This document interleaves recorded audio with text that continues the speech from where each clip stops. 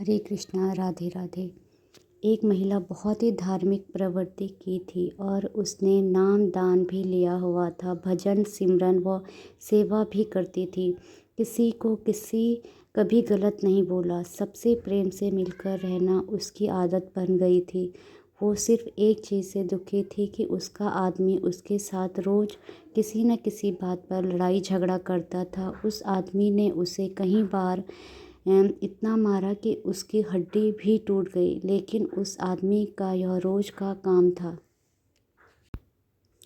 उस महिला ने अपने गुरु महाराज जी से विनती की कि हे गुरुदेव, मेरे से कौन भूल हुई है। मैं सत्संग में भी जाती हूँ, सेवा करती हूँ, भजन सिमरन भी आपके कहे अनुसार करती हूँ, लेकिन मेरा पति मुझे रोज़ मारता है। मैं क्या करूँ। गुरु महाराज जी ने कहा, क्या वो तुझे रोटी देता है। महिला ने कहा, हाँ जी, रोटी तो देता है। गुरु महाराज जी ने कहा, फिर ठीक है, कोई बात नहीं। उस महिला ने सोचा कि अब शायद गुरु जी की कोई दया हो और वो उसको मारना पीटना छोड़ दे, परंतु ऐसा कुछ नहीं हुआ। उसकी तो आदत ही बन गई थी रोज़ अपनी पत्नी की पिटाई करना। समय के साथ कुछ साल और निकल गए। उसने फिर से महाराज जी से कहा कि मेरा पति मुझे रोज़ मारता पीटता है, मेरा क्या कसूर है। महाराज जी ने फिर कहा, क्या वह तुम्हें रोटी देता है। महिला ने कहा, हाँ जी, देता है। महाराज जी ने कहा, फिर ठीक है, तुम अपने घर जाओ। महिला बहुत निराश हुई कि महाराज जी ने ऐसा क्यों कहा। वो घर आ गई, लेकिन उसके आदमी का स्वभाव वैसे का वैसा रहा। रोज़ उसने लड़ाई झगड़ा करना। अब वो महिला बहुत तंग आ गई थी। कुछ एक साल गुजरे, फिर गुरु महाराज जी के पास गई और फिर बोली, वो मुझे अभी भी मारता है, मेरी हाथ की हड्डी भी टूट गई, मेरा कसूर क्या है।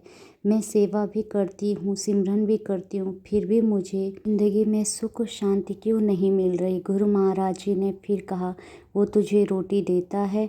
उसने कहा, हाँ जी, देता है। महाराज जी ने कहा, फिर ठीक है, परंतु इस बार वह महिला ज़ोर ज़ोर से रोने लगी और बोली कि महाराज जी, मुझे मेरा कसूर तो बताओ।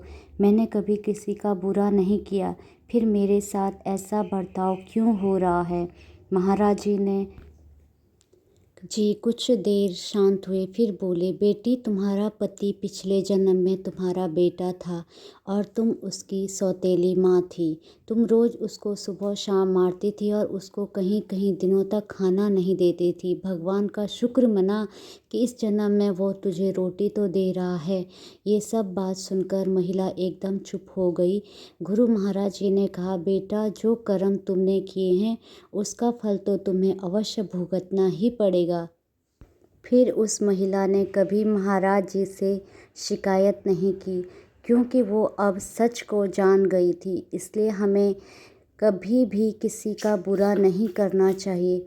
सबसे प्रेम, प्यार और सहनशीलता के साथ रहना चाहिए। हमारी ज़िंदगी में जो कुछ भी हो रहा है वह सब हमारे कर्मों का लेखा जोखा ही है, जिसका हिसाब किताब तो हमें देना ही पड़ेगा। जय श्री कृष्ण।